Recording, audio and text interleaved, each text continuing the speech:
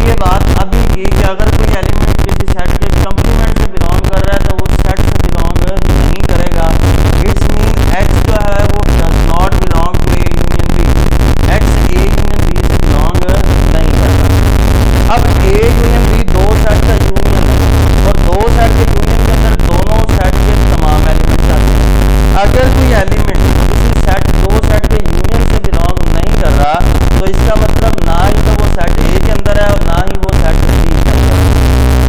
X does not belong to A and B, तो हम कह सकते हैं कि X does not belong to A and X does not belong to B.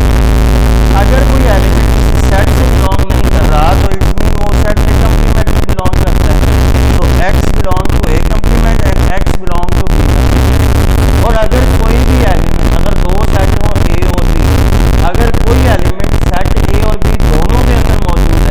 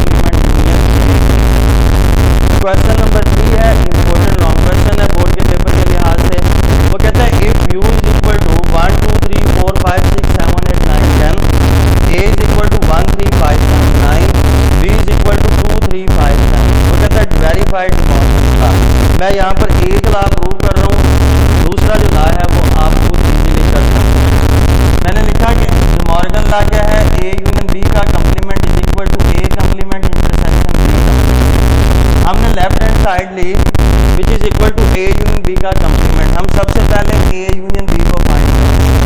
Set ए लिखते हैं 1 3 5 7 9, यूनियन सेट बी लिखते हैं 2 3 5 7।